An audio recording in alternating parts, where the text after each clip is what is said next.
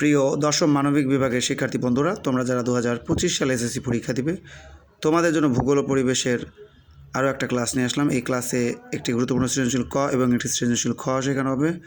তো চলে যাচ্ছি মূল পড়া দিকে। তোমাদের যাদের কাছে সাপ্লিমেন্ট নাই তারা এই ক্লাস দেখলে তোমাদের পড়াটা অনেকটা হয়ে যাবে। আমি আলোচনা করবো হলো দিনাজপুর বোর্ড 2023-এ আসা এই সৃজনশীল প্রশ্নগুলো। আমাদের 1 নম্বর প্রশ্ন হলো মানচিত্র কাকে বলে। 2 নম্বর প্রশ্ন কোন ডিভাইসের মাধ্যমে কোনো নির্দিষ্ট স্থানের অক্ষাংশ দাগ উচ্চতা জানা যায়, ব্যাখ্যা করো।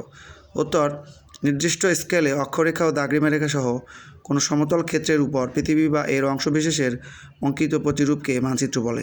এই প্রশ্নের উত্তরটা কিন্তু অনেক সোজা।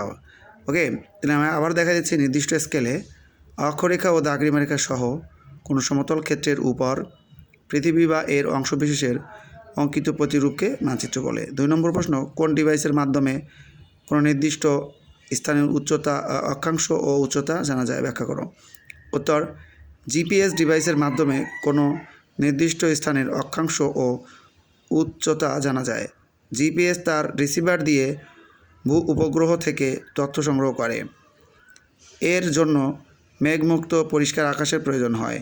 রৌদ্রোজ্জ্বল আবহাওয়ায় যন্ত্রটি সঠিকভাবে কাজ করে। কোনো স্থানে উঁচু খাড়া পাহাড় বা ভবন থাকলে জিপিএস দ্বারা সেই স্থানের অবস্থান নির্ণয়ে সমস্যার সম্মুখীন হতে হয় এবং এতে বেশি সময় লাগে। তো বন্ধুরা, এখানেই ক্লাসটা শেষ হলো। তোমরা অবশ্যই এই প্রশ্ন দুটো মুখস্থ করে ফেলবে। 2025 সালের জন্য কিন্তু অবশ্যই বেজোর সালের প্রশ্ন বেশি ইম্পর্ট্যান্ট। সবাই ভালো থাকো, সুস্থ থাকো। আল্লাহ হাফেজ।